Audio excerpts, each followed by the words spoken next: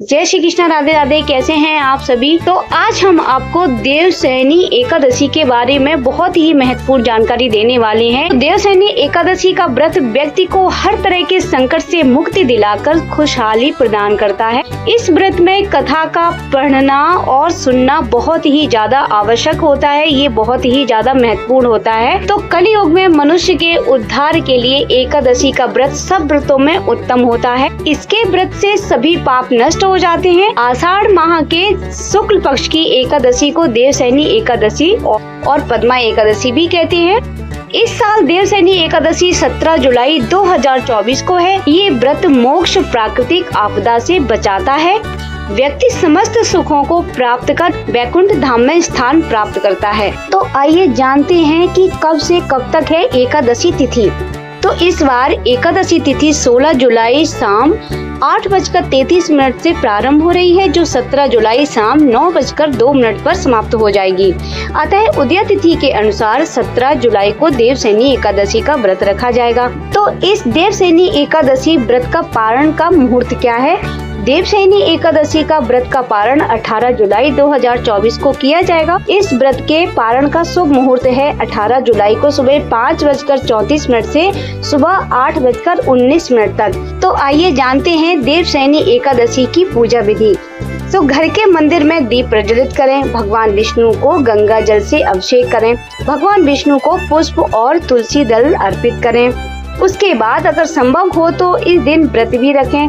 भगवान की आरती करें, भगवान को भोग लगाएं। इस पावन दिन भगवान विष्णु के साथ माता लक्ष्मी की भी पूजा करनी चाहिए। इस दिन भगवान का अधिक से अधिक ध्यान करना चाहिए। कहते हैं देवशयनी एकादशी व्रत करने से व्यक्ति के सारे पापों से मुक्ति मिलती है और भक्तों की सभी मनोकामनाएं पूर्ण होती हैं। तो आइए सुनते हैं देवशयनी एकादशी की व्रत कथा। तो पौराणिक कथा के अनुसार मान्यता है कि मांधाता नाम का एक सूर्यवंशी राजा था। वह सत्यवादी, महान तपस्वी और चक्रवर्ती था।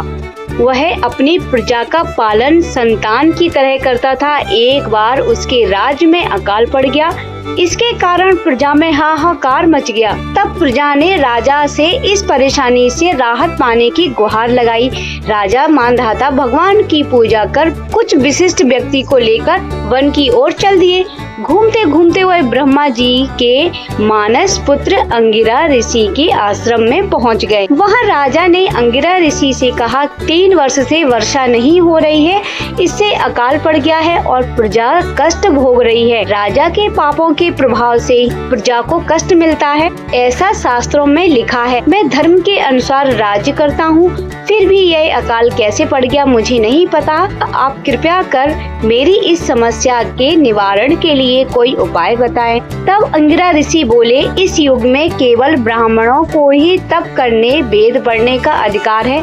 लेकिन राजा, आपके राज्य में एक शूद्र तप कर रहा है। इसी दोष के कारण आपके राज्य में वर्षा नहीं हो रही है। अगर आप प्रजा का कल्याण चाहते हैं तो शीघ्र ही उस शूद्र का वध करवा दें। राजा मांधाता ने कहा, मैं किसी निर्दोष व्यक्ति की हत्या करना मेरे नियमों के विरुद्ध है। आप और कोई दूसरा उपाय बताइए। उसके बाद ऋषि ने राजा से आषाढ़ माह के शुक्ल पक्ष की देवशयनी नाम की एकादशी का विधान पूर्वक व्रत करने को कहा। वे बोले, इस व्रत के प्रभाव से तुम्हारे राज्य बारिश होगी और प्रजा भी पहले की तरह सुखी जीवन जिएगी।